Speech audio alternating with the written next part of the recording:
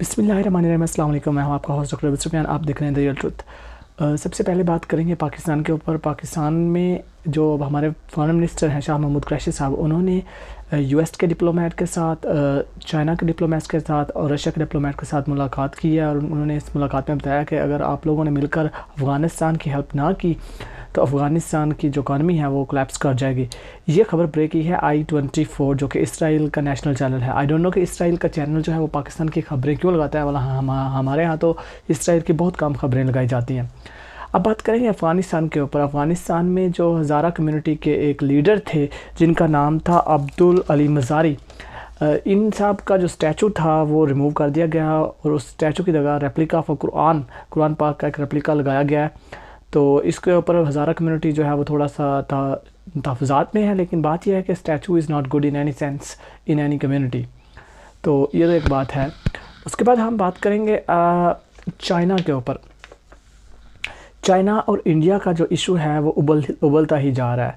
जैसा कि आपको पता है, हमने पिछली वीडियोस में बताया था कि चाइना ने कुछ एक गांव तमीर किए हैं तकरीबन, ठीक है, और उनका इरादा है कि उन्होंने इन गाँव को 600 गांव बनाना है, यानी कि 600 विलेजेस उन्होंने तमीर करने हैं। कहाँ पे? अरुणाचल प्रदेश, जहाँ पे उन्होंने इंडिया में कब्ज़ा किया हुआ है। इंडिया के स्पोक्स पर्सन का ये कहना है कि यूएस डिफेंस मिनिस्टर उनको एक रिपोर्ट तैयार करके दे रहे हैं। उस रिपोर्ट्स के मुताबिक वो तय करेंगे कि वो चाइना के ख़िलाफ़ किस तरह का एक्शन लेते हैं। वो बिकॉज इंडिया के स्पोक पर्सन के वो बहुत सीरियस जो है ना वो एक्शन लेंगे, लड़ेंगे।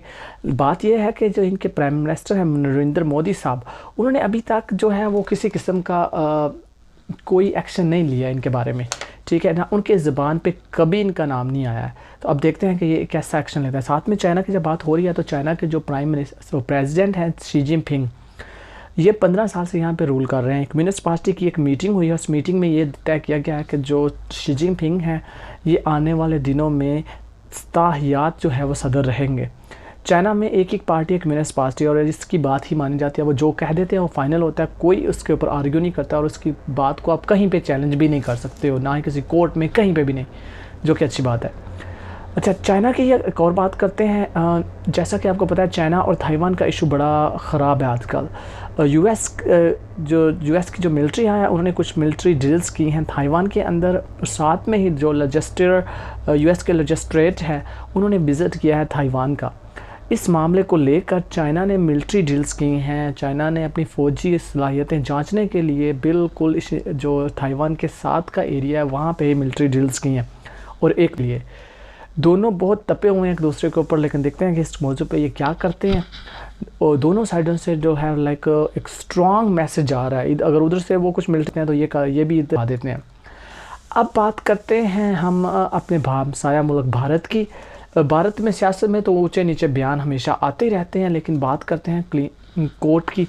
सुप्रीम कोर्ट में एक सीनियर एडवोकेट हैं इसके नेशनल कांग्रेस पार्टी के कपिल सिब्बल, उन्होंने अपने बयान में ये कहा है कि उन्होंने जब सुप्रीम कोर्ट के सामने बयान दिया और उस बयान में उन्होंने कहा कि उन्होंने उसमें कुछ दलाइल दिए और उस दलाइल में कहा कि we have done same with the Sikhs in 1984 and as we did the same with the Muslim in 2002, कि तो 1984 में जिस तरह सिखों को टारगेट किया गया, सिखों को मारा गया, उसी तरह से 2002 में जब मोदी गवर्नमेंट की हुकूमत थी गुजरात में, जब ये चीफ मिनिस्टर थे, इन्होंने मुसलमानों को चुन चुन के मारा और उन मुसलमानों को खासकर टारगेट किया जो बीजेपी के ख़िलाफ़ थे। और इन्होंने ये सारे जो है ये अपने हक़ाइक़ जो रिकॉर्ड कराए वो इंडिया की सुप्रीम कोर्ट में कराए।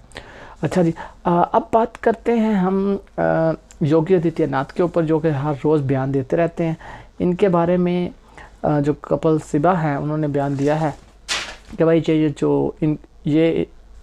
ये क्या है कि ये अगर सियासत छोड़ने के बाद फ़ौरन साधु बन सकते हैं।